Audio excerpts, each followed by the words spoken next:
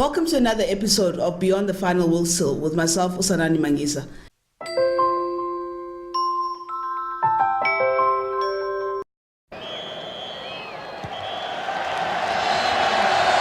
Are New Zealand washed up? Are they tired? Are they washed up? Imagine, I'll get a lot of flack for this. Yeah, no, they definitely not washed up. I think they're probably just going through a cycle that any team goes through. One can also argue that it's good for them before World Cup, because I think what it does for them is that it brings them down to earth a bit, and it actually makes them start considering a lot more, options in their play. I think if you remember when they lost the test to us in Wellington, the big discussion was how come they didn't attempt a drop goal, and I think what came through strongly as a narrative that they don't practice a drop goal, okay? And then you fast forward to this week against England, and Beauden Barrett takes a drop goal, not in the 75th minute or 78th minute when the game's on the line. He's taking it as an opportunity in terms of the options he has to attack. He's been in the half for a while, and he decides he'll take a penalty. So rather their weak areas get exposed. Rather their weak areas get exposed now, but also they go back. I mean, they're a team that pride themselves on hard work, okay, and actually being really better than everyone else. So they will go back and start realizing, okay, guys, we are not as good as we maybe thought we were. We need to work 10 times harder if we are actually going to retain this particular trophy. So I think for them, dropping, call it, to the game against us and having a close call against England is probably going to be good for them going into the World Cup. Yeah. And then speaking about England, do you think Eddie Jones is going to catch a little bit of a break now just because they've come close to beating other teams, or the pressure's still on? So I think the pressure's still on. Why? Because not a lot of people are happy with him calling John Mitchell, for example. There's a lot of calls as well that is made in terms of selections that not a lot of people are happy about. But England will be fine, and Eddie Jones will be fine as well. They have a solid team, a hard-working team, and that's all you need. Yeah, I think with their injuries coming back, that's what we must consider. Exactly, that. Especially in an Eddie Jones coached team. All he needs is just hard workers, because at the end of the day, his approach to the game is different.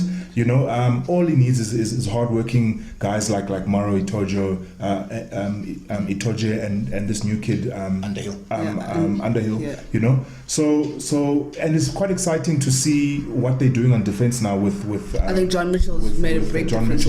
He's made a big difference. The guys are keen. The guys are putting in big hits. It's quite interesting. Just on a point about New Zealand, what impressed me about New Zealand for me this past weekend is how they just regrouped after falling behind in the rain against what I think is a pretty decent England team. You know, how they regrouped and went back to basics and pulled it through. You know, like Ungo said, they practiced drop kicking because they saw that it wasn't in their arsenal. In the game, Now it's in their game. They won the game. You know, and for me that's what a winning team's about. That's what a winning culture is about. And I was very, very impressed by New Zealand. And I think also just touching on Eddie Jones, talking about his safety or everything else. I mean, I think every coach's life cycle ideally is 4 years, which is I make it to the World Cup. And whether I get my extension or not is how well I do at the World Cup. So I think he's done enough to keep them to the World Cup. I mean, I think having come off, call it his bad tour in South Africa where we did beat him, he's kind of redeemed himself a bit because, okay, they beat us. They came close to beating New Zealand, and some will actually take the moral victory against New Zealand. So I think it puts him in good stead for next year. But I think what it does for his squad of players is that it's probably ignited a lot more belief within that particular group to think that going into the World Cup, they can actually give the guys a go. And I think the combination of Eddie Jones and John Mitchell, two coaches, ironically, who've actually played each other in a World Cup final, okay, will have a lot of, call it, insight and call it just a knowledge pool with that group going into the particular World Cup. And as Cecil say, all Eddie Jones needs is half a decent rugby player to actually get to the guys at the next level. I mean, he beat Japan he beat South Africa with unknowns. Okay. Now he's got a couple of good guys. I mean, he's got a couple of strong men in Itoje. He's got a couple of experienced guys in Farrell. And it's just going to be tactical play, and then also with the education of John Mitchell also coming in. I think having that team they're going to be quite a force to be reckoned with in the World Cup. Yeah. James, let's look forward to next week. Scotland up against South Africa. I don't think that's a team we should be writing off. They could come big at us. But also we hear that Warren Whiteley is doubtful for this weekend, is injured. We said that Faf has been released back to his club team. So we'll see a bit of changes this week. But it's now that opportunity we've been calling for the youngsters that get a chance to really play well. Yeah, so very impressed by Scotland. They're a team on the rise, youngsters that are willing to work hard for each other and put in the work. I was impressed with their game. I think it was against Fiji, if I'm not mistaken. They put in a good game. They put away Fiji quite easily, and that's what you do when you are considered a top 10 team or a top class team. Yeah. Playing a minute, put them away and move on to the next thing. So the Springboks have a game this weekend. They are by no means favourites. Why? Because Faf's not there. Yeah. Because Warren is potentially out, and maybe one or two other niggles. And we also not on top of our game at the moment. After tough games against New Zealand in the Rugby Championship, we thought we'd springboard into the next sort of realm of Springbok rugby, and it doesn't seem to have happened. They're sort of running on sand at the moment, and tough to sort of get away. So it'll be a test for. It's a big game. It's definitely a big game, and I think what's really going to be tested with the guys now is just as a call it leadership group.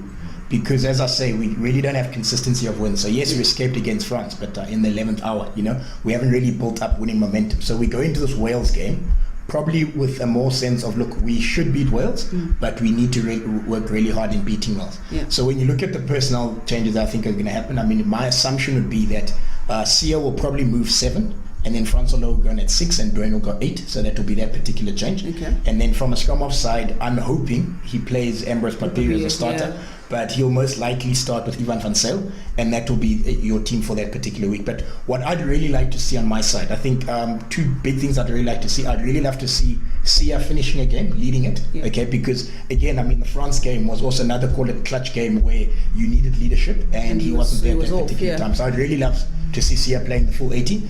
Another thing I'd really love to see, I've been calling for the whole year, is that I'd really like to see Handré Pollard taking more charge in the pivot role of a game. Yeah. I mean, I mentioned earlier while we were talking of Squid Bear that the past weekend, 3 fly-offs took drop goals.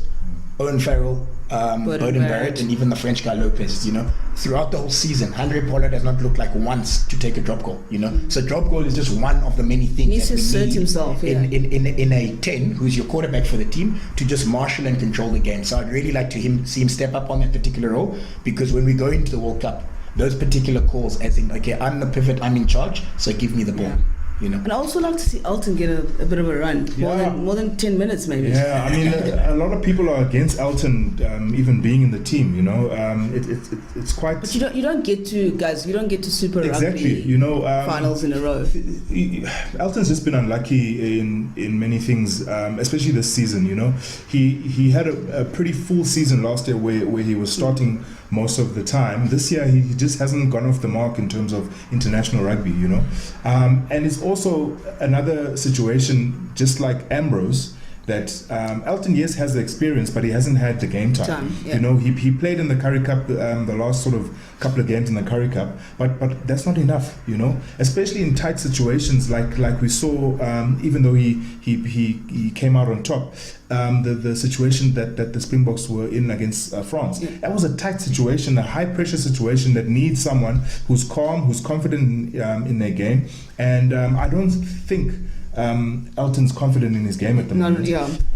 Even if he would start against Scotland, it's hard to be when you don't get playing time. You come off the bench. It's hard to see him do well, because firstly he's going to be playing with probably Ivan van Zyl, who he's probably never played with before, it's just difficult to call. I think what's worked for me, and I'd probably like to see more of for now, is that when he does come on, I mean, there's a vivid a little bit of fire in terms of how the backs are actually able to attack the line a whole lot better, and also how the passes seem to be sticking a lot better. So I mean, happy that Pollard is starting, but I mean, I would really like to see Elton coming in on earlier, Pollard actually going to 12, and then Dialinde going off. Because I think once Elton is there and the game's kind of opened up a bit, I mean, he is that type of player. He is that call it go forward player who's actually going to create spaces for the people outside him. So whereas in Handré is a more call it a one-dimensional straight runner, as in you kind of know what he's going to come banging at you, or he's going to run at a particular hole.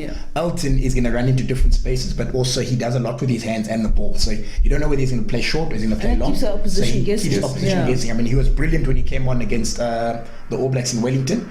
He was brilliant again when he came on just last week 2 weeks ago against England, and even this week against France. I mean, Natino was going backwards. He again came in and he was a difference in that. So I'd actually really like to see that combo, and I'm sure a lot more pundits would actually like to see a starting combo of Elton at 10 and Pollard at 12. Giving us again the two, call it fly halves in the area. And then what you're also getting off that is that you're getting a left foot in Elton at 10, but then you're also getting a right foot in Pollard at 12. So you're getting two pivots in the particular area and then playing together. But I think at this stage of, call it the prep to the big show, which is the World Cup, we've probably missed a trick in that, because if I was in Rassi's shoes, I would be experiment. I wouldn't be confident going into World Cup with that. But what I would be confident in is that in the last quarter or the 50th minute, so call it just an extra 10 minutes, Elton does come on at 10 and Pollard shifts. He does that. We've got the ability to do that change. All right, ladies and gentlemen, we're expecting some changes from Rassie. I'm hoping for a Springbok win versus Scotland. Stay tuned. # Beyond the Final Whistle and tag @GridSport.